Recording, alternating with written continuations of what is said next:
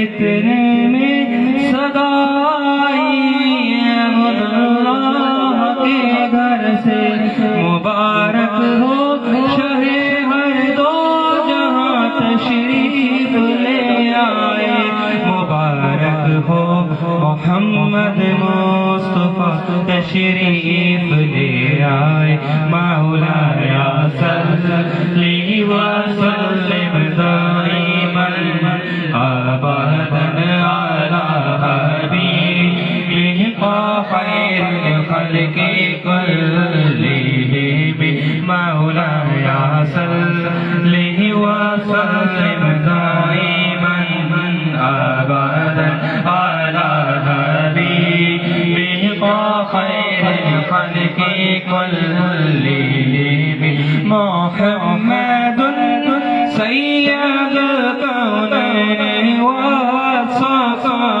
والثقلین محمد سید الکونین والثقلین والفریقین من عرب ومن عجم مولایا صلی وسلم دائما ابدا علی حبیبہ خیر الخلق کلہم وہ محمد فخر عالم بادشاہ انس و جان سرور کونین سلطان عرب شاہ عجم وہ محمد فخر عالم بادشاہ انس و جان سرور کونین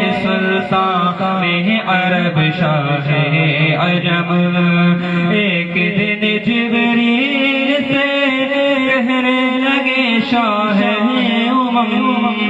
تم نے دیکھا ہے جہاں بتلاؤ تو کیسے ہم عرض کی جبریل نے شاہ دیے محترم آپ کا کوئی مماثل ہی نہیں رب کی قسم مولایا صلی وسلم دائما ابدا علی حبیبہ خیر الخلق کلہم هو الحبیب الذی ترجى شفاعته هو الحبیب الذی ترجى شفاعته لكل هول من الاحوال مقتحم میرے مولا صدا الدرود کے گجرے اپنے محبوب پر ہے جو تیری تحریک بہتری اسی محبوب سے وابستہ امید شفاعت ہے کہ ہر ہمت شکر مشکل میں جس نے دستگیری کی نہ کوئی آپ جیسا تھا نہ کوئی آپ جیسا ہے کوئی یوسف سے پوچھے مصطفیٰ کا حسن کیسا ہے زمین و آسمان میں کوئی بھی مثال نہ ملی مولایا صلی وسلم دائما ابدا علی حبیبہ خیر الخلق کلہم سلام اس پر کہ جس نے بے قصوں کی دستگیری کی سلام اس پر کہ جس نے بادشاہی میں فقیری کی سلام اس پر کہ جس کے گھر میں چاندی تھی نہ سونا تھا، سلام اس پر کہ ٹوٹا بوریا جس کا بچھونا تھا، سلام آمنہ کے لال اے محبوب سبحانی، سلام فخر موجودات فخر نوع انسانی، تیری صورت تیری سیرت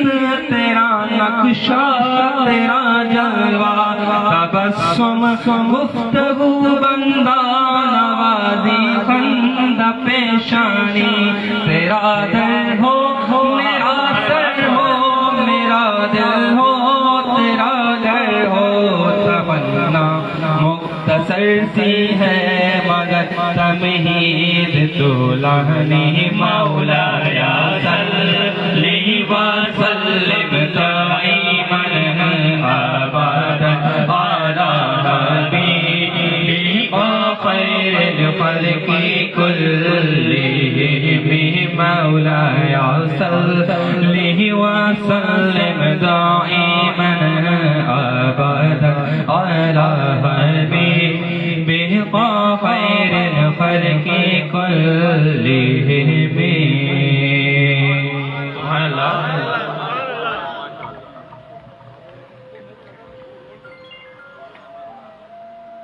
ماشاءاللہ بہت پیارا قصیدہ برد شریف ناظرین کے سامنے پیش کر رہے تھے۔ ناظرین گرامی، حضرت مولانا جلال الدین رومی رحمۃ اللہ علیہ مذکر شریف میں بیان فرماتے ہیں، کعبہ عشاق باشد ای مقام، ہر کے ناقص آمدی جاں شد تمام، کہ یہ مقام عاشقوں کا کعبہ ہے، یہاں جو ناقص بھی آیا وہ باکمال ہو گیا۔ اسی کیفیت کو لے کر حضرت مولانا روم رحمۃ اللہ علیہ نے نبی سے عشق اور تعلق میں آپ کی ثنا و تکریم اور ستائش کے لیے مثنوی جیسی عظیم اور مشہور و معروف کتاب میں جگہ جگہ حضور سید عالم صلی اللہ علیہ وسلم کا ذکر جمیل کیا ہے۔ ایک مقام پر حضرت رومی سرکار دو عالم صلی اللہ علیہ وسلم کو اس طرح یاد فرماتے ہیں، سید و سرور محمد نور جاں، سید و سرور محمد نور جاں، محتر و بہتر شفیع مجرماں۔ یا رسول اللہ صلی اللہ علیہ وسلم، آپ تو اس کائنات کی روح اور جان ہیں، اور اس کے ماتھے کا نور اور جھومر ہے۔ آپ ہی وہ عظیم اور بہترین شخصیت ہے جو روز محشر گناہگاروں اور مجرموں کی شفاعت فرمائیں گے۔ ان الفاظ کے ساتھ میں ملتمس ہوں، بہت ادب سے ملتمس ہوں، اس علاقے کی معتبر شخصیت جناب دیدار صاحب سے کہ وہ تشریف لائیں اور آقا علیہ السلام کی بارگاہ میں اپنی عقیدتوں کا نذرانہ پیش کریں۔ جناب دیدار صاحب۔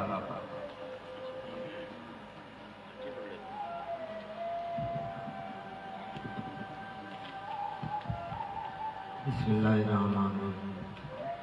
صلی اللہ علیہ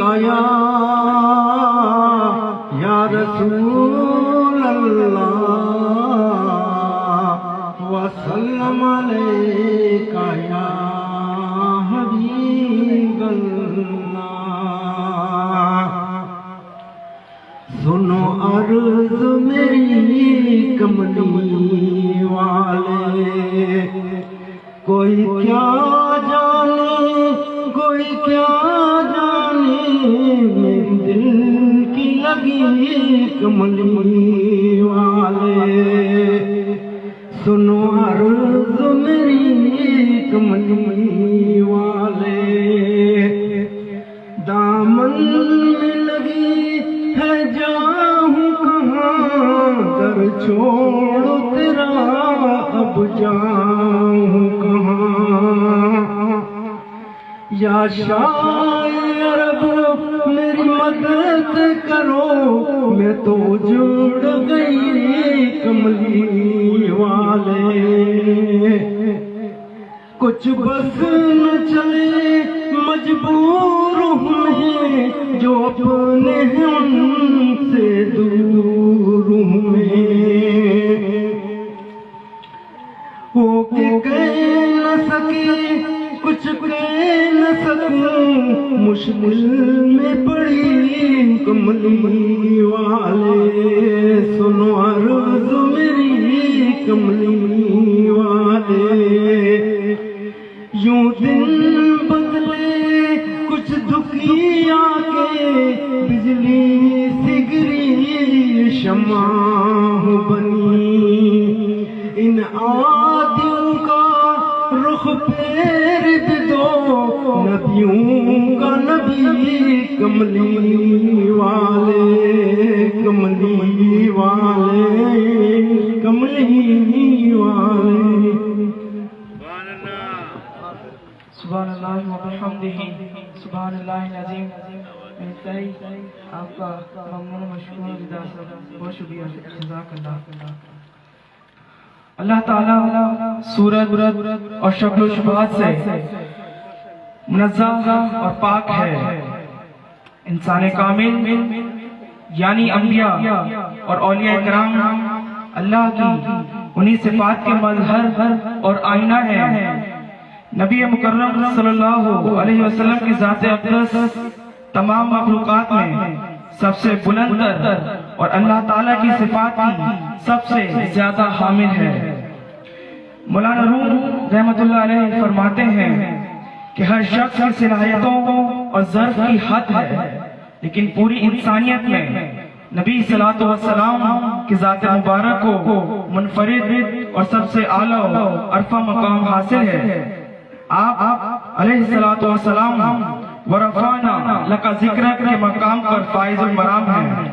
ہر لمحے اللہ آپ کے مقام کو بلند کرتا جاتا ہے۔ اللہ کی صفات کی حد ہے اور نہ نبی مکرم صلی اللہ علیہ وسلم کی رفعتوں کی انتہا۔ آپ کی شان مبارک کے لیے حضرت شیخ سعدی رحمۃ اللہ علیہ فرماتے ہیں، بلغ العلا بکمالہ، بلغ العلا بکمالہ، کشف الدجا بجمالہ، حسنت جمیع خصالہ، صلو علیہ وآلہ وصحبہ وبارک وسلم وصلو علیہ۔ اب میں ہدیہ انعام پیش کرنے کے لیے درخواست گزار ہوں محترم جناب صاحبزادہ حافظ محمد محی الدین چلبی صاحب سے کہ وہ تشریف لائیں اور آقا نامدار احمد مجتبی محمد مصطفیٰ صلی اللہ علیہ وسلم کی بارگاہ میں ہدیہ انعام پیش کرنے کی سعادت حاصل کریں۔ جناب صاحبزادہ حافظ محمد محی الدین چلبی صاحب۔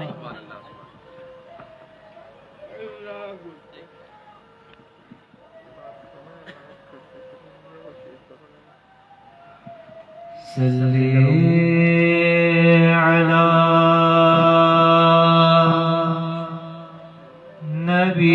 نبینا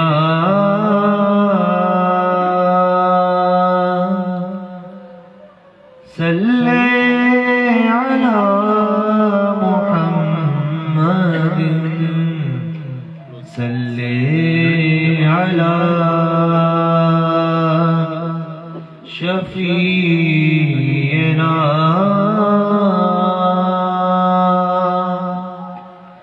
صلی علی محمد۔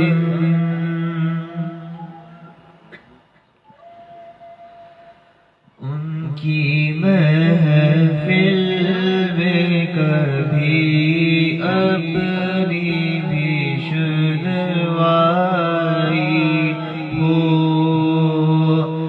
ان کی محفل میں کبھی اپنی بھی سنوائی ہو، صدقہ حسنین کا مل جائے تو بن آئی ہو، صدقہ حسنین کا مل جائے تو بن آئی ہو، ان کی محفل کبھی اپنی بھی سنوائی ہو میری آنکھیں میرے سرکار کا جلوہ دیکھیں میری آنکھیں میرے سرکار کا جلوہ دیکھیں ذات حق سے مجھے مقدور یہ بھی نائی ہو ذات حق سے مجھے مقدور یہ بھی نائی ہو صدقہ حسنین کا مل جائے تو من آئی ہو ہے تمنا کہ فدا جان کروں قدموں میں ہے تمنا کہ فدا جان کروں قدموں میں جب قضا یہ دل ان کا تمنائی ہو جب قضا یہ دل ان کا تمنائی ہو صدقہ حسنین کا مل جائے تو بن آئی ہو دل میں حسرت ہے کہ طیبہ میں ملے جائے قرار دل میں حسرت ہے کہ طیبہ میں ملے جائے قرار جان قدموں میں نکل جائے پذیرائی ہو جان قدموں میں نکل جائے پذیرائی ہو ذات حق سے تجھے مقدور یہ بھی نائی ہو میرے مرشد نے مجھے عشق کا جوہر بخشا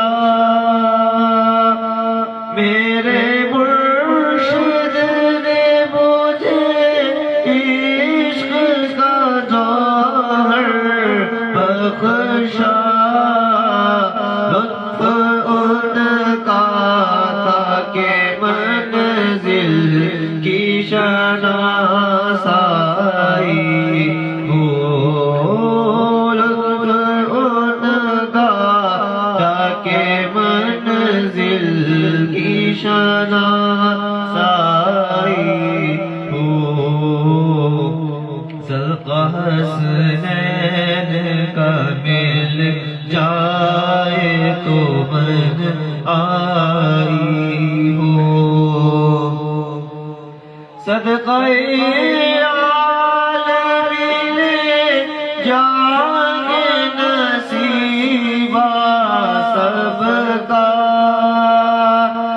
صدقہ آل ملے جائے نصیبہ سب کا جامع کوثر سے وہاں سب کی پذیرائی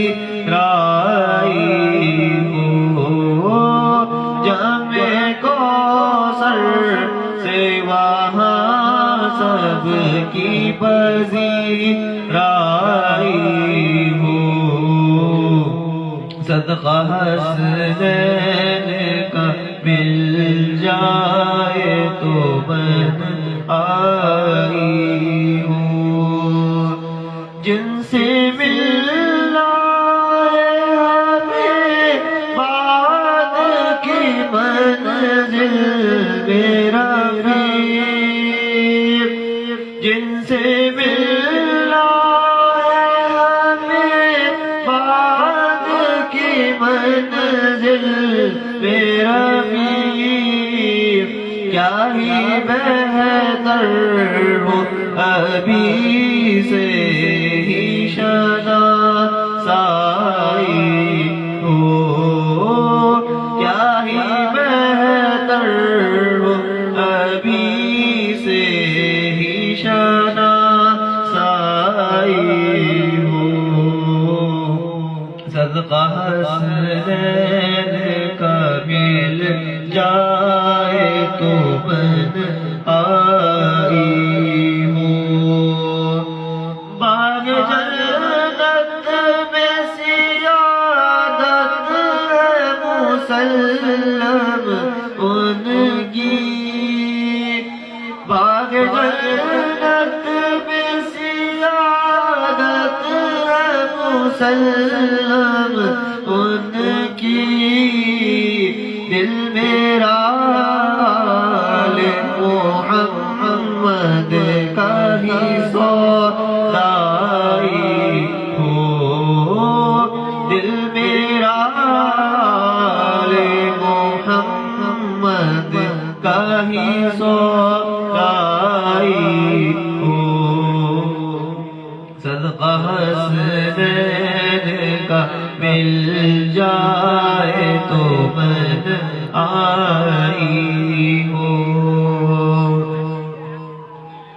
تم سے عاجز کو نوازا در زہرانے تم سے عاجز کو نوازا در زہرانے کیسے ممکن ہے کہ برہان کی رسوائی ہو کیسے ممکن ہے کہ برہان کی رسوائی ہو ان کی محفل میں کبھی اپنی بھی شنوائی ہو صدقہ حسنین کا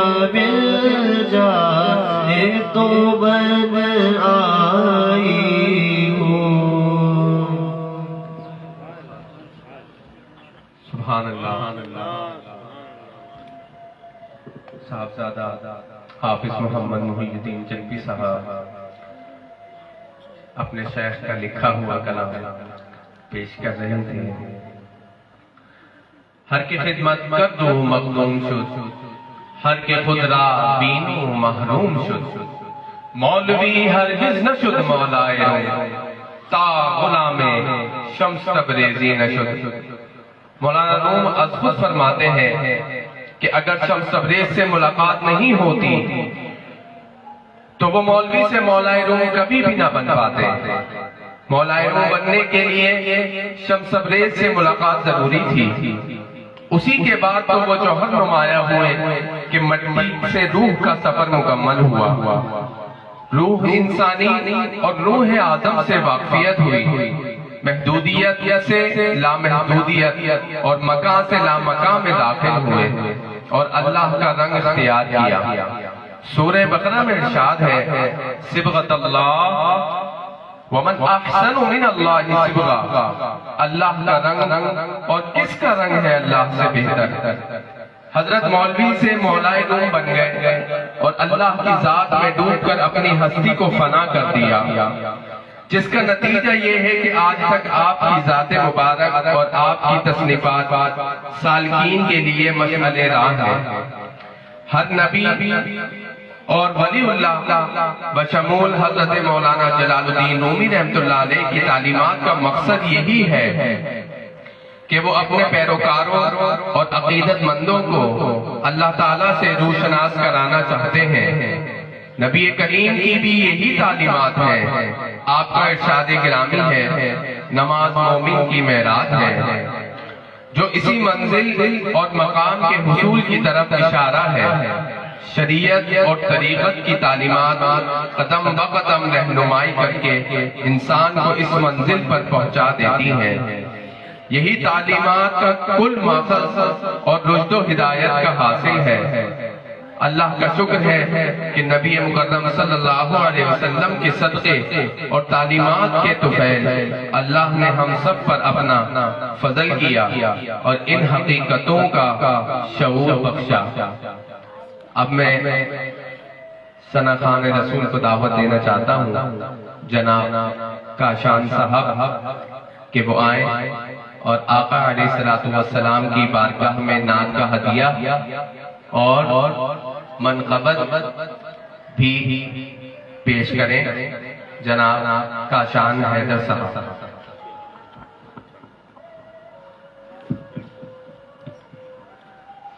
اعوذ باللہ من الشیطان الرجیم، بسم اللہ الرحمن الرحیم۔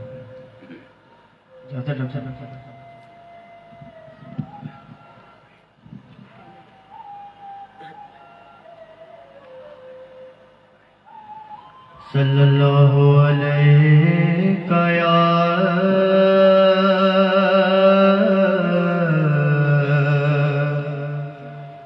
یا رسول اللہ،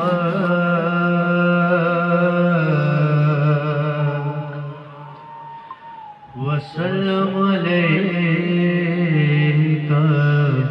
یا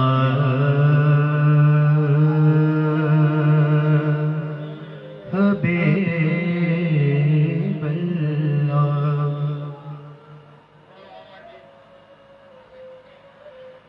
وہ کیسا سما ہوگا،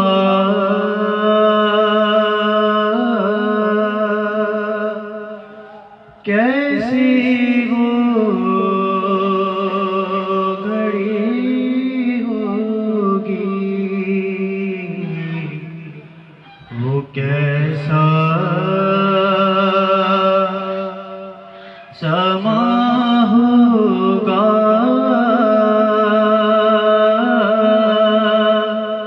کیسی وہ گھڑی ہوگی، وہ کیسا سما ہوگا، کیسی وہ گھڑی ہوگی، جب پہلی نظر ان کے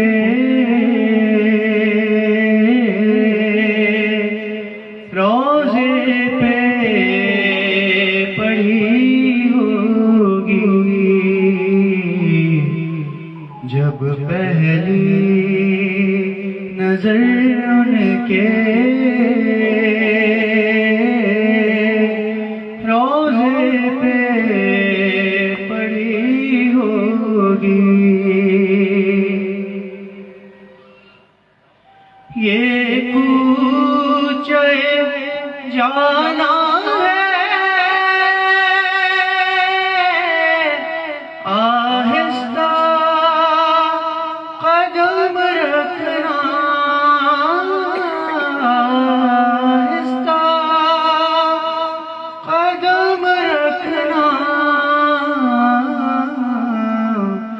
ہر جا پہ ملائک کی بارات کھڑی ہوگی، ہر ہر جا پہ ملائک کی بارات کھڑی ہوگی، وہ کیسا سما ہوگا، کیسی وہ گھڑی ہوگی، کیا سامنے جا کے ہم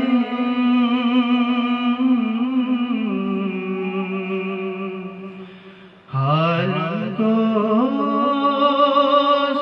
سنائیں گے، کیا سامنے جا کے ہم حال کو سنائیں گے، حال کو سنائیں گے،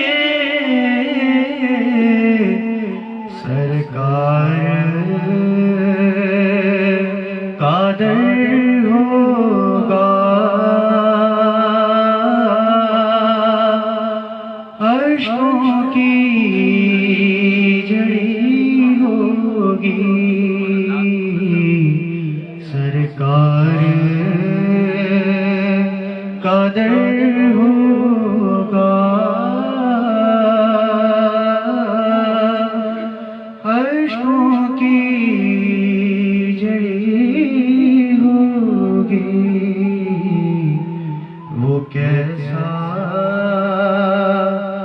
سما ہوگا، کیسی وہ گھڑی ہوگی، کچھ ہاتھ نہ آئے گا،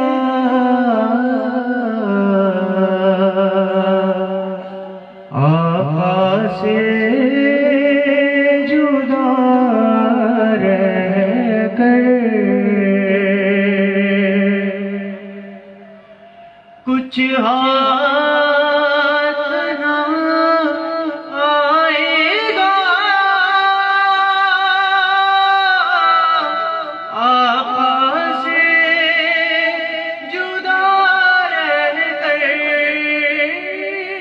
آقا سے جدا رہ کر، سرکار کی نسبت سے توقیر بڑی ہوگی، سرکار کی نسبت سے توقیر بڑی ہوگی، وہ کیسا سما ہوگا، کیسی وہ گھڑی ہوگی، جب پہلی نظر ان کے روضے پہ پڑھی ہوگی،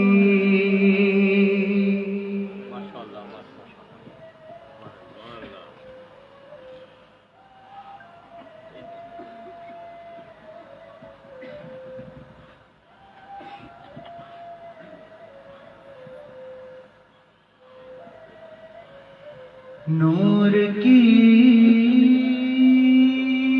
انجمن فاطمہ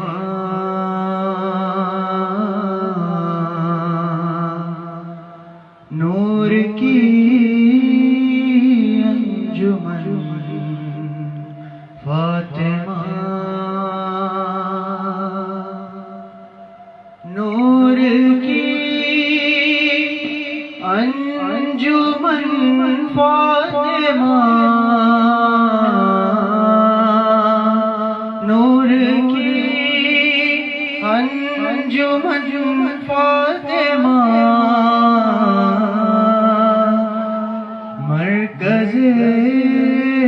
پنجتن فاطمہ مرکز پنجتن فاطمہ عرش سے بن کے آئی ہے تو عرش سے بن کے آئی ہے تو مرتضیٰ کی دلہن فاطمہ مرتضیٰ کی دلہن فاطمہ نور کی انجمن فاطمہ کہکشاں سے بھی زیادہ حسین کہکشاں سے بھی زیادہ حسین تیرے گھر کا چمن فاطمہ تیرے گھر کا چمن فاطمہ نور کی انجمن فاطمہ نور کی انجمن فاطمہ کب کسی ماں نے پیدا کیے کب کسی ماں نے پیدا کیے پھر حسین و حسن فاطمہ پھر حسین و حسن فاطمہ نور کی انجمن فاطمہ نور کی انجمن فاطمہ نور کی انجمن فاطمہ مرکز پنجتن فاطمہ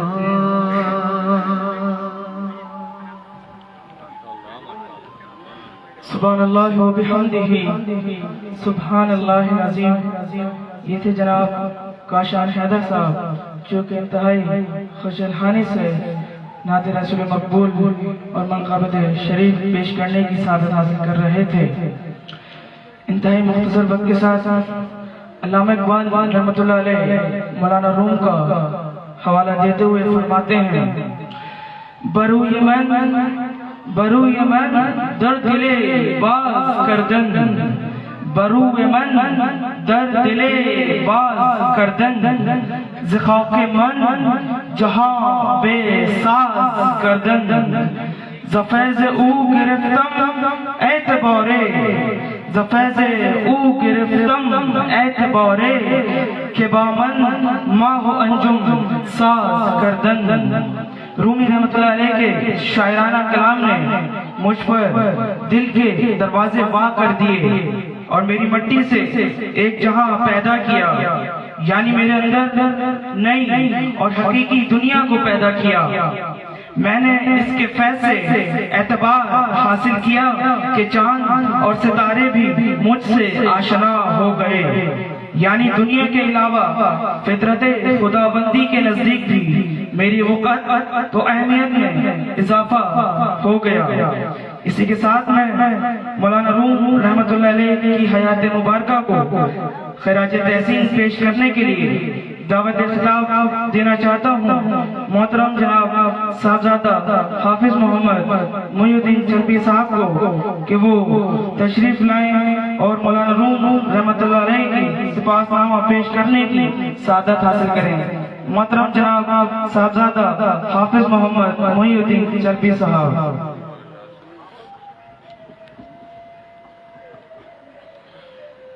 नहमदुहु व नुसल्ली व नुसल्लिम अला रसूलिहिल करीम।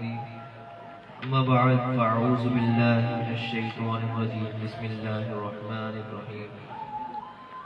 मौलाना रूम का नाम मोहम्मद जलालुद्दीन रूमी है। आपकी पैदाइश 30 सितंबर 1207 ईस्वी में बल्ख मौजूदा अफगानिस्तान में हुई। आपकी शोहरत मौलाना रूमी, जलालुद्दीन रूम, मोहम्मद बरकी और जलालुद्दीन वगैरह के नामों से हुई। मौलाना रूम का सिलसिला नस्ल ददियाल की तरफ से हजरत अबू बकर सिद्दीक रज़ियल्लाहु ताला अन्हु से मिलता है, जबकि ननियाल की तरफ से हजरत इब्राहिम बिन अदहम रहमतुल्लाह अलैह से मिलता है। आपके वालिद गिरामी मौलाना बहाउद्दीन अपने वक्त के बड़े साहिब इल्म व फजल थे। मौलाना रूमी इब्तिदा में अपने वालिद गिरामी के ज़ेर तरबियत रहे। शेख बुरहानुद्दीन मुहक्किक तिरमिज़ी मौलाना रूमी के अतालीब थे। मौलाना रूमी के पीर व मुर्शिद और रूहानी पेशवा शम्स तबरेज़ी थे। इसी निस्बत से मौलाना रूमी का ये मशहूर शेर है, मौलवी हरगिज़ न शुद मौलाए रूम, ता गुलामे शम्स तबरेज़ी न शुद। मौलाना रूम 13वीं सदी के एक अजीम सूफी बुजुर्ग, शायर, फलसफी, आलिम, मुहद्दिस, फ़क़ीह और मुफस्सिर की हैसियत से मशहूर व मारूफ हैं। पूर्णिया शहर के एक मदरसे में वो सदर मुदर्रिस थे। तसव्वुफ़ व तरीक़त और रूहानी तालीमात के हवाले से मौलाना की गैर मामूली शोहरत है, और इसी गैर मामूली शोहरत व मकबूलियत की बिना पर एक ही फ़िक्र व फ़न से मुताल्लिक़ सैकड़ों किताबें लिखी गईं और मुख्तलिफ ज़बानों में इनके फ़िक्र व फ़न को इस सिलसिले में इनके इल्म व इरफान और मारिफत का असर मसनवी मायनवी है, जो फ़ारसी ज़बान में है, जिसके बारे में फ़ारसी के मशहूर शायर मौलाना अब्दुल रहमान जामी रहमतुल्लाह अलैह का ये मशहूर ज़माना शेर है, मसनवी मौलवी मानवी हस्त कुरान ज़बान पहलवी। यानी इस मसनवी को इस कदर अहमियत हासिल है कि इसको पहलवी ज़बान का कुरान कहा जाता है। यही वजह है कि पहले खानकाहों में अहलुल्लाह बाज़ाब्ता मसनवी मानवी का दर्स दिया करते थे, ताकि लोगों की रूहानियत में इजाफा हो। मौलाना रूम ने इस मसनवी में दकीक से दकीक मसाइल और इरफान और मार्फत का नाजुक बातों को मुख्तलिफ वाक़ियात, हिकायात और आसान मिसालों के जरिए समझाया है। मौलाना रूमी के दस्ते रास्त हस्सामुद्दीन चलबी रहमतुल्लाह अलैह इस मसनवी मानवी के मुहर्रिक साबित हुए। ये मसनवी 6 जिल्दों में है। इस मसनवी का आगाज 685 हिजरी 1260 ईस्वी को हुआ। इसकी अशात अव्वल 1835 ईस्वी में बिलाकी मिस्र में हुई। इसके बाद मुतअद्दिद एडिशन शाये हुए और हो रहे हैं। इस मसनवी में 27,720 अशआर हैं। इस मसनवी के मुताले से बड़े दक़ाइक़ को आसान और आम फहम मिसालों के जरिए समझाने का फलसफा हिकमत ज़ाहिर होता है। इसलिए इस मसनवी को गैर मामूली मकबूलियत हासिल हुई। मसनवी मानवी की अहमियत ही की बिना पर हर ज़माने में इसकी तशरीह और तौज़ीह होती रही और इस सिलसिले में मसनवी मानवी की उम्दा शरोहात शाये हुई।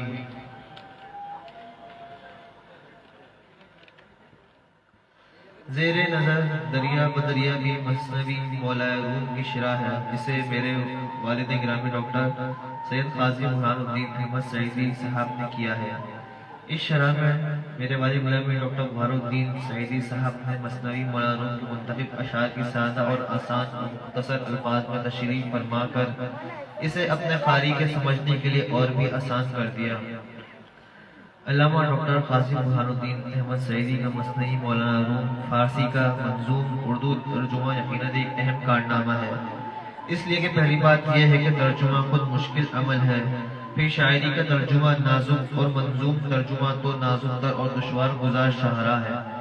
इसमें अहम बात यह है कि डॉक्टर क़ाज़ी बुरहानुद्दीन अहमद सईदी साहब एक पुख्ता और कहने मश्क शायर भी हैं। जाहिर है कि शायरी का तर्जुमा एक शायर बेहतर तौर पर कर सकता है, बशर्त ये कि इसमें मुतरज्जिम की सिफात पाई जाती हो। کامیاب ترجمہ کے لیے بنیادی شرط مترجم کا دونوں زبانوں سے واقف ہونا ضروری ہوتا ہے۔ اس حوالے سے دیکھا جائے تو پتہ چلتا ہے کہ میرے والد گرامی ڈاکٹر قاضی برہان الدین احمد سعیدی صاحب کو دونوں زبانوں اور ان کی نزاکت اور تہذیب سے بھرپور واقفیت تھی۔ انہوں نے فارسی زبان و ادب کا خصوصاً مطالعہ کیا اور نہایت دماغ سے کیا۔ انہوں نے اپنے شب و روز اس مطالعے میں وقف کیے اور علم و حکمت کے موتی چن کر ہمارے سامنے رکھے، جس کا اظہار کرتے ہوئے اپنے مقدمے میں آپ لکھتے ہیں کہ مثنوی مولانا روم عرفانی علوم کا ایک گہرے ذخائر ہے جو گزشتہ 800 سال سے اسلامی دنیا کو بالخصوص دیگر اقوام کو متاثر کیے ہوئے ہیں۔ عرفا کا موقف ہے کہ مثنوی شریف اسلام کے حصاروں میں سے ایک حصار ہے جو اللہ کی وحدانیت اور اس کے پیغمبروں کی حرمت کی بازداری کے ساتھ ساتھ اہل اللہ کے مرتبے کو اجاگر کرتی ہے۔ اس کے کم و بیش 27,000 اشعار خود شناسی و خدا شناسی کے پیغام کو اس سے استفادہ کرنے والوں میں واضح کرتے ہیں۔ فقیر اپنے شیخ کے حکم کے موجب اس شعبہ علم کو اڑنا بچھونا بنائے ہوئے ہیں۔ اس کتاب ذریعہ بدر مثنوی کے منتخب اشعار اور ان کی مختصر شرح بیان کی گئی ہے جو فروغ علم و عرفان کی ادنا سی کاوش ہے۔ 6 دفاتر پر مشتمل مثنوی شریف کے اشعار کو دفاتر کے مطابق منظر عام پر لانے کی ادنا سی کاوش ہے۔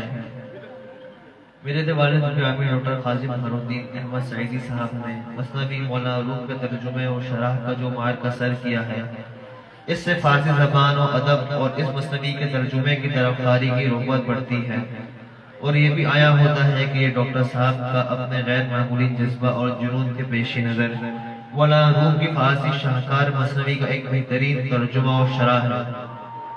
دریا بدریہ کا پورا ترجمہ و شرح آسان، سادہ زبان اور رواں اسلوب میں ہے، جس میں میرے والد گرامی ڈاکٹر قاضی برہان الدین احمد سعیدی صاحب نے کہیں بھی تقابل زبان استعمال نہیں کی اور بالکل عام فہم زبان میں ترجمہ کیا۔ خیال رہے کہ مثنوی مولانا روم کے اشعار میں تصوف و اخلاق کے مسائل کو سبق آموز اور نصیحت آموز تمثیلوں کے ذریعے بیان کیا گیا ہے۔ گزشتہ 8 صدیوں سے مثنوی مولانا روم مسلمانان عالم میں عقیدت و احترام سے پڑھی جا رہی ہے۔ مولانا جلال الدین رومی رحمۃ اللہ علیہ کی شخصیت اور ان کا کلام دونوں ہی کسی دارو کے محتاج نہیں۔ مثنوی مولوی ایمانوی تصوف اور عشق الہی کے جملہ موضوعات کو انتہائی سادگی، روحانی اور عام فہم انداز میں بیان کرتی ہے۔ عشق الہی اور معرفت کے انتہائی مشکل و پیچیدہ نکات سلجھانے کے لیے مولانا نے سبق آموز حکایات اور قصے کہانیوں سے مدد لی۔ جو بھی لکھا ہے قرآن و حدیث نبی صلی اللہ علیہ وآلہ وسلم سے اس کی سند بھی بیان کی جاتی ہے۔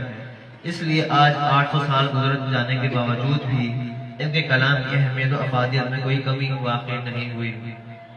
اسی اہمیت اور افادیت کو مد نظر رکھتے ہوئے علامہ ڈاکٹر قاضی برہان الدین احمد سعیدی صاحب کا یہ ترجمہ اور شرح ایک عمدہ ادبی سوغات ہے، اور مثنوی مولانا روم رحمۃ اللہ علیہ کے اردو منظوم تراجم میں یہ ترجمہ ایک خوبصورت اضافہ ہے۔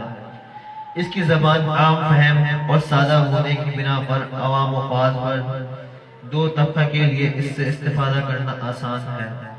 اہل ذوق و محبت سے گزارش ہے کہ وہ ضرور دریا بدریہ کا مطالعہ فرمائے۔ وآخر دعوانا الحمدللہ رب العالمین۔ سبحان اللہ، ماشاءاللہ۔ محترم جناب صاحبزادہ صاحب، آپ کا انتہائی ممنون و مشکور ہوں کہ آپ نے انتہائی خوبصورت اور اجمالی جیسا ہم تمام کی سماعتوں تک پہنچایا۔ جزاک اللہ خیرہ۔ علامہ اقبال نے روح کی پرواز کے حوالے سے کیا خوبصورت اشعار فرمائے ہیں۔ ستاروں سے آگے جہاں اور بھی ہیں، ستاروں سے آگے جہاں اور بھی ہیں، ابھی عشق کے امتحان اور بھی ہیں۔ ستاروں سے آگے جہاں اور بھی ہیں، ابھی عشق کے امتحان اور بھی ہیں۔ قناعت نہ کر عالم رنگ و بو پر، قناعت نہ کر عالم رنگ و بو پر، چمن اور بھی آشیاں اور بھی ہیں۔ اسی روز و شب میں الجھ کر نہ رہ جا، اسی روز و شب میں الجھ کر نہ رہ جا، کہ تیرے زمان و مکان اور بھی ہیں۔ اسی کے ساتھ مولانا صاحب کی شخصیت اور تعلیمات پر ایک مختصر اجمالی جائزہ پیش کرنے کے لیے دعوت خطاب دینا چاہوں گا محترم جناب آصف کامران چرپی صاحب کو کہ وہ تشریف لائیں اور لوگوں کی معلومات میں گرا قدر اضافہ کریں۔ محترم جناب آصف کامران چرپی صاحب۔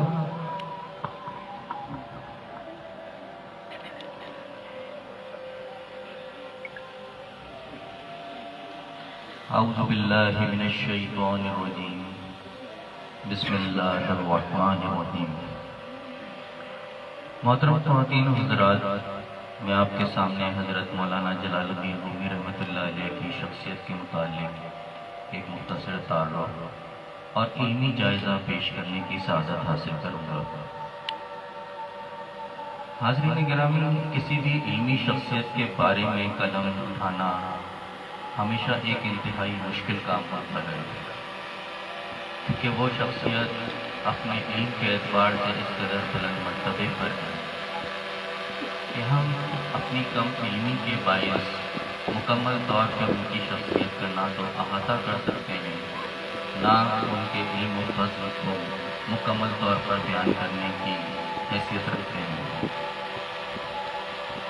اگر چراغ سے پوچھا جائے کہ سورج کی روشنی کی تعریف کرو، تمہاری کیا حیثیت ہے سورج کے سامنے، ذرا یہ بیان کرو، تو چراغ محض یہی کہہ سکے گا کہ میری روشنی سورج ہی سے دی ہوئی ہے، یہی سورج کی کل تعریف ہے اور یہی میری موجودیت ہے۔ حاضرین گرامی، چونکہ میرے شیخم حضور سید برہانی صاحب کا حکم تھا، اس لیے میں نے کچھ تحریر کرنے کی کوشش کی ہے جو میں آپ کے سامنے پیش کروں گا۔ 5 جمادی ثانی حضرت مولانا جلال الدین رومی رحمۃ اللہ علیہ کے روز کا دن ہے، اور آج ہم سب یہاں مولانا کا 773واں عرس منانے کے لیے جمع ہیں۔ تاریخ اسلام کی وہ عظیم شخصیات جنہوں نے علم و فضل اور زہد و تقویٰ میں کمال حاصل کیا اور امت مسلمہ کے لیے مفید عملی اور روحانی خدمات سر انجام دی، اس طرح کی خدمات کے آج صدیاں گزر جانے کے بعد بھی ان کی خدمات لوگوں میں زیر بحث ہیں، لوگ ان کو یاد رکھتے ہیں اور ان کے علمی کام سے آج بھی لوگ فائدہ اٹھا رہے ہیں۔ میں اگر آپ سے پوچھوں آج آپ لوگ کہاں بیٹھے ہیں، تو آپ سب کا جواب ہوگا کہ خانقاہ مولائے روم میں۔ کتنے سال گزر چکے ہیں حضرت مولانا صاحب کو اس دنیا سے رخصت ہوئے؟ 773 سال، ہم ان کا 773واں عرس منا رہے ہیں۔ لیکن کیا کوئی اس بات سے انکار کر سکتا ہے کہ 773 سال بھی ان کے تصرف کے تحت آج یہ خانقاہ قائم ہے، ان کی تعلیمات کا آج بھی فیض جاری ہے؟ اور کیا پروف چاہیے لوگوں کو؟ ان سے جو فیض، جو اولیاء کرام سے فیض پھیلتا ہے، اس کا اس سے بڑھ کر اور کیا ثبوت ہو سکتا ہے کہ 773 سال بھی بعد بھی آج ان کے تصرف کے تحت یہ خانقاہ قائم ہے اور ان کی تعلیمات جاری و ساری ہیں۔ حاضرین گرامی، حضرت مولانا جلال الدین رومی رحمۃ اللہ علیہ 7ویں صدی ہجری میں دنیا میں تشریف لائے۔ یہ دور مسلمانوں کے انحطاط کا دور تھا، مسلمانوں کی اخلاقی حالات بہت ہی پست ہو چکے تھے۔ سلجوکیوں کے آخری دور میں علاؤدین کے اقبال کے زمانے میں حضرت پونیا میں آباد تھے اور دنیا کے معتبر ترین علماء کرام میں آپ کا شمار ہوتا ہے۔ آپ کی ذات مبارک اسلام کے حصاروں میں سے ایک حصار ہے۔ آپ نے اپنی تعلیمات میں روحانی مدارج اور واردات قلبی کے متعلق جو کچھ لکھا ہے وہ انتہائی جامع اور حقیقت سے قریب ترین ہے۔ نہ صرف یہ کہ حقیقت سے قریب ترین ہے بلکہ قرآن و حدیث کے حوالوں سے بھی مزین ہے۔ آپ کے بیانات اور ارشادات جو مثنوی کی شکل میں آج ہمارے سامنے ہیں، قدر و منزلت کے اعتبار سے اس منزل پر ہیں کہ آج شاید کوئی بھی ان کی اس معاملے میں ہم نشینی کا دعویٰ نہیں کر سکتا۔ مولانا کے والد گرامی حضرت بہاؤالدین بلخی کو حضرت ابوبکر صدیق رضی اللہ تعالیٰ عنہ کی نسبت حاصل تھی، تو دوسری طرف سلجوق کے شاہی خاندان سے بھی آپ کا تعلق تھا۔ ان کے علم و فضل کا یہ عالم تھا کہ پورے بلخ میں ان سے بڑھ کر کوئی عالم نہیں تھا۔ ان کے علم و فضل کی بنا پر، ان کی پاکیزگی اور طہارت کی بنیاد پر ایک دفعہ بلخ کے تمام عالموں کو نبی مکرم صلی اللہ علیہ وسلم کی جانب سے بشارت ہوئی کہ کل سے بہاؤالدین کو شمس العلماء کے لقب سے پکارا جائے۔ فارسی میں بہا کا مطلب ہے خزانہ، یعنی آپ کے نام کا مطلب تھا دین کا خزانہ، اور نبی مکرم صلی اللہ علیہ وسلم کی بشارت کے بعد آپ شمس العلماء یعنی علماء کا سورج بھی قرار پائے۔ حاضرین گرامی، یہ سب بتانے کا مقصد یہ ہے کہ آپ کے ذہن میں رہے کہ حضرت مولانا صاحب رحمۃ اللہ علیہ کو کیسی کیسی نسبتیں حاصل تھیں۔ بہاؤالدین بلخی بعد میں بلخ سے ہجرت فرما گئے اور ان کا قافلہ سفر کرتا ہوا جب نیشا پور پہنچا تو حضرت کی ملاقات فرید الدین عطار سے ہوئی۔ جب یہ قافلہ نیشا پور پہنچا تو اس وقت فرید الدین عطار رحمۃ اللہ علیہ بازار میں تشریف فرما تھے۔ اس قافلے کے پہنچتے ہی چونک گئے۔ ماحول میں جو ارتعاش پیدا ہوا اس نے انہیں چونکا دیا۔ وہ ادھر ادھر دیکھنے لگے۔ حاضرین گرامی، ہر شخصیت اپنا اثر رکھتی ہے۔ جو محسوس کرنے والے ہوتے ہیں وہ اسے محسوس کر لیتے ہیں۔ یہی وجہ ہے کہ جیسے ہی یہ قافلہ نیشاپور کے بازار میں پہنچا، خواجہ فرید الدین عطار رحمۃ اللہ علیہ چونک اٹھے، کیونکہ فضا میں اس وقت جو ارتعاش پیدا ہوا تھا وہ الگ ہی قسم کا تھا، اور وہ سمجھ گئے تھے کہ کوئی انتہائی مقتدر شخصیت اس وقت بازار میں تشریف لائی ہے۔ آپ نے ادھر ادھر نظر گھمائی تو نظر جا کر حضرت بہاؤالدین بلخی رحمۃ اللہ علیہ اور مولانا جلال الدین رومی رحمۃ اللہ علیہ پر جا کر رک گئی۔ حضرت مولانا جلال الدین رومی رحمۃ اللہ علیہ کی عمر اس وقت 6 سال تھی اور آپ اپنے والد گرامی کی انگلی پکڑ کر چل رہے تھے۔ حضرت نے آپ کو دیکھ کر ایک تاریخی جملہ فرمایا، میں ایک دریا کے پیچھے سمندر کو آتا ہوا دیکھ رہا ہوں۔ دریا والد صاحب کو کہا اور سمندر مولانا روم کو قرار دیا۔ یہ بات ذہن میں رہے کہ آپ کے والد گرامی کو بھی نبی مکرم صلی اللہ علیہ وسلم کی طرف سے شمس العلماء کا خطاب عطا ہوا، اور اس کے بعد بھی یہ کیفیت تھی کہ فرید الدین عطار رحمۃ اللہ علیہ فرما رہے تھے کہ میں ایک دریا کے پیچھے سمندر کو آتا ہوا دیکھ رہا ہوں۔ تو حضرات، اس سے آپ حضرت مولانا جلال الدین رومی رحمۃ اللہ علیہ کی علمی کیفیت اور روحانی مدارج کا ایک اندازہ لگا سکتے ہیں۔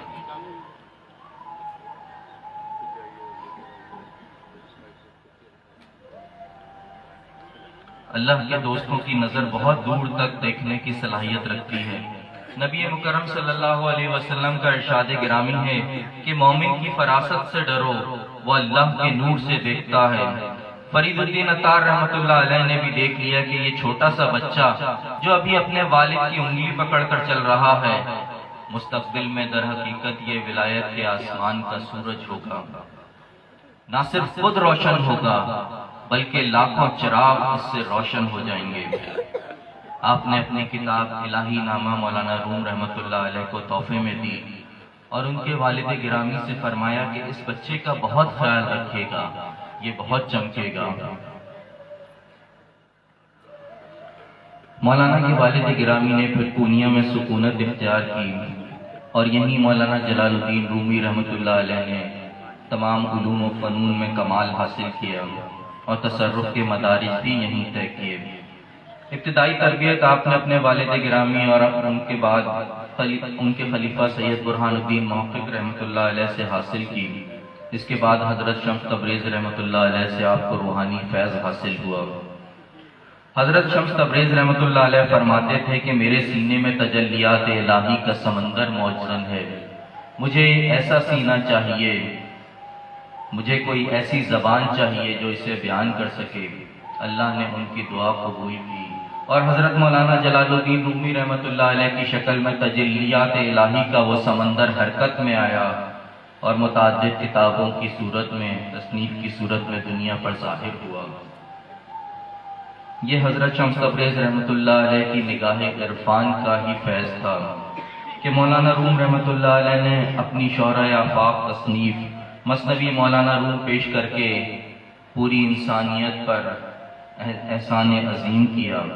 یہ ایسی عظیم کتاب ہے کہ آج صدیاں گزر جانے کے بعد بھی ایسا لگتا ہے کہ یہ کتاب آج ہی کے دور کے لیے لکھی گئی ہے، جیسے آج ہی کے حالات و واقعات کے لیے لکھی گئی ہے۔ اگر مولانا روم رحمۃ اللہ علیہ کی شمس تبریز سے ملاقات نہ ہوتی تو شاید آج یہ عظیم کتاب بھی موجود نہ ہوتی۔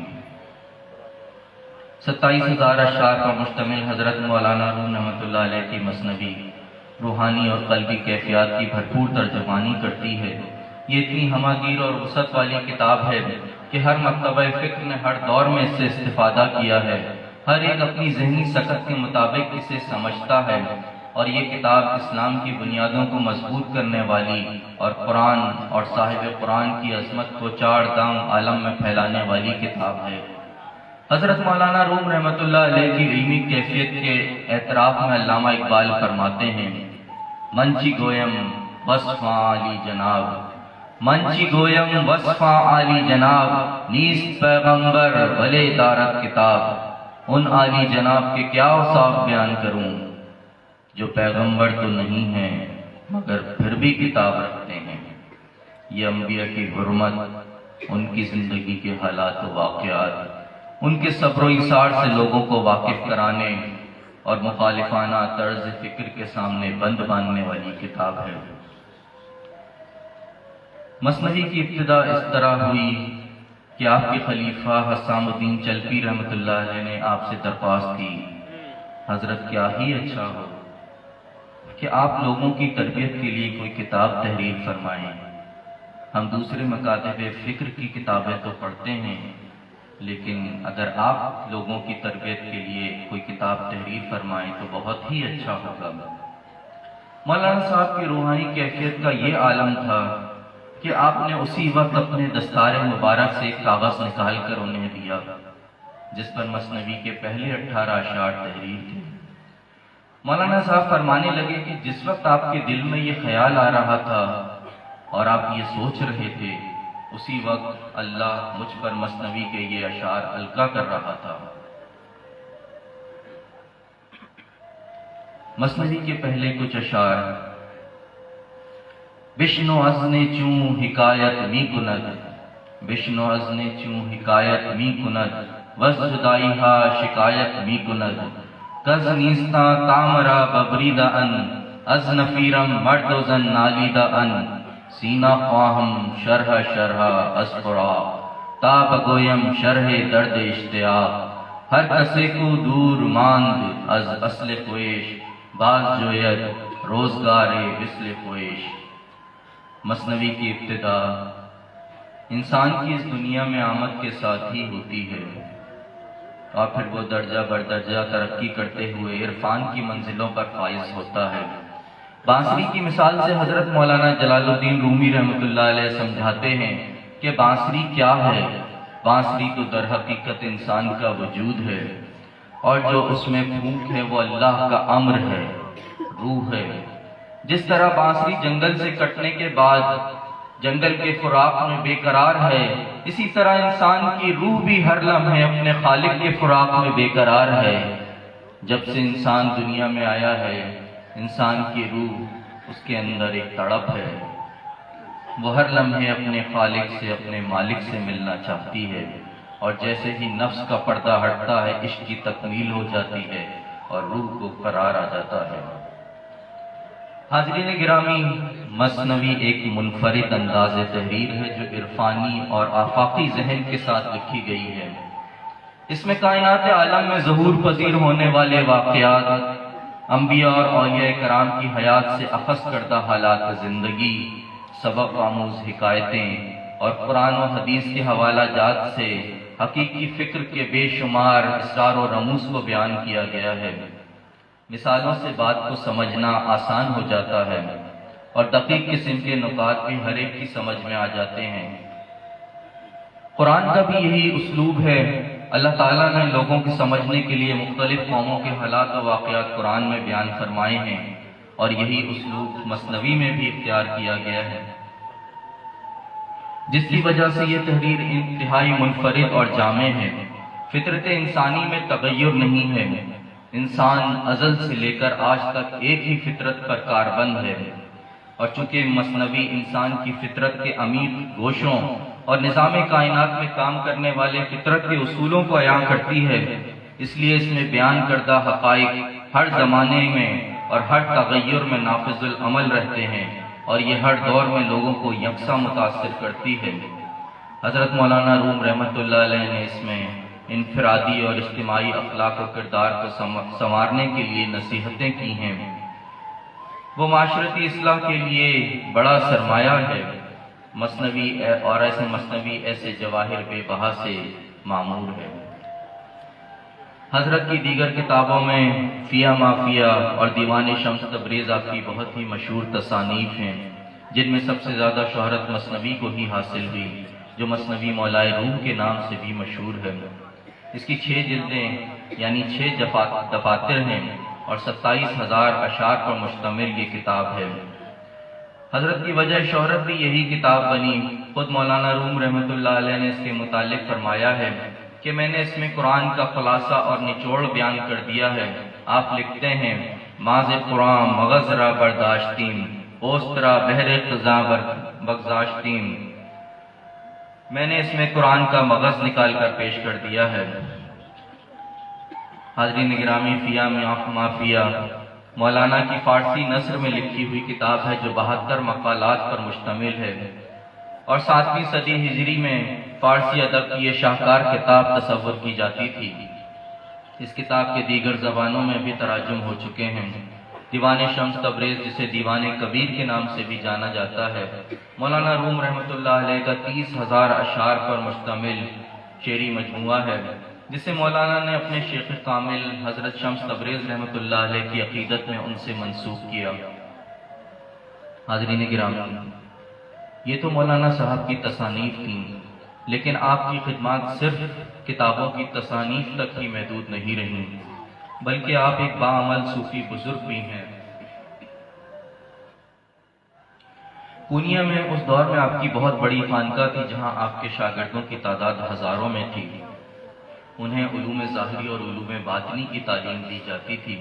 مولانا روم رحمۃ اللہ علیہ سے ایک روحانی سلسلہ مولویہ کی بھی ابتدا ہوئی، اور یہ سلسلہ آج تک قائم ہے۔ یہاں موجود تمام حضرات آپ کے مریدوں میں شامل ہیں۔ آج بھی اس سلسلے اور مولانا روم رحمۃ اللہ علیہ سے وابستہ، آپ کی تعلیمات سے وابستہ لوگوں کی تعداد لاکھوں میں ہے۔ جس دور میں حضرت کونیا میں آباد تھے، وہ دور در حقیقت مسلمانوں کے زوال کا دور تھا۔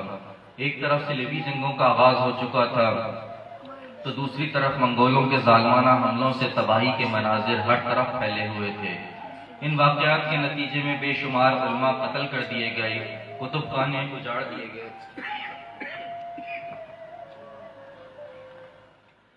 اسی دور میں آپ کی تعلیمات نے لوگوں کو آپ کو ایک مرکز پر متحد رکھا، اور آپ کے تربیت یافتہ شاگرد ایشیائی کوچک کے تمام علاقوں میں پھیل گئے۔ انہوں نے اپنے اپنے علاقوں میں حضرت مولانا جلال الدین رومی رحمۃ اللہ علیہ کے تصرف کے تحت مختلف خانقاہوں کی بنیاد رکھی، اور لوگوں کی تربیت کا ایک منظم نظام قائم کیا، جس نے اس ابتری کے دور میں نہ صرف یہ کہ مسلمانوں کو ایک مرکز پر مربوط رکھا، بلکہ ان کی اخلاقی، دینی، علمی اور روحانی تربیت کے لیے وسائل بھی فراہم کیے۔ یہی وجہ تھی کہ ہر آنے والے دور میں مسلمانوں پر جب تک سامراجی غلبہ نہیں ہوا، مسلمانوں میں مثنوی رائج رہی، اور مسلمان ایک معلق اور لٹکی ہوئی قوم بننے سے محفوظ رہے۔ جب مولانا روم رحمۃ اللہ علیہ کا آخری وقت آیا تو پونیا میں زلزلے آنے لگے، اور مسلسل 4 دن تک زلزلے کے جھٹکے محسوس کیے جاتے رہے۔ لوگ پریشان ہو گئے، پریشان ہو کر مولانا کے پاس آئے تو آپ نے فرمایا، زمین پیاسی ہے، اور ترنے والا چاہتی ہے، جو اسے مل جائے گا۔ لوگ تو نہیں سمجھے، لیکن آپ نے در حقیقت بتا دیا کہ اب میرا وقت رخصت ہے۔ مولانا صاحب کو ہلکا ہلکا بخار رہنے لگا اور جسمانی کیفیات بتدریج انحطاط کی طرف جانے لگی۔ علاج معالجہ بھی ہوا، لیکن طبیعت میں کوئی بہتری نہیں آئی۔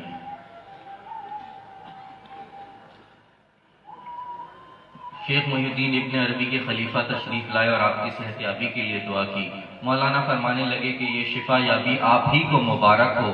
کیا آپ نہیں چاہتے کہ محب اور محبوب کے درمیان جو ایک جسم کا پردہ ہے وہ ہٹ جائے اور قطرہ سمندر سے مل جائے؟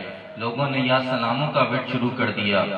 آپ نے لوگوں کو بلایا اور فرمانے لگے کہ دیکھو، میرے شیخ پردے کے دوسری طرف میرا انتظار کر رہے ہیں اور تم لوگ یہاں مجھے روکنے کی کوشش کر رہے ہو۔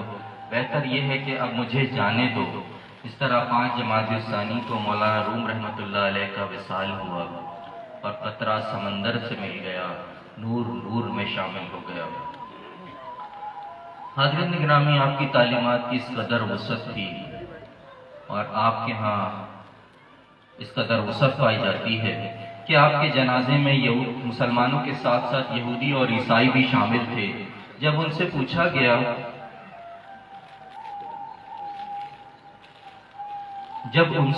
گیا یہ تو مسلمانوں کے عالم ہیں، تم لوگ ان کے جنازے میں کیا کر رہے ہو؟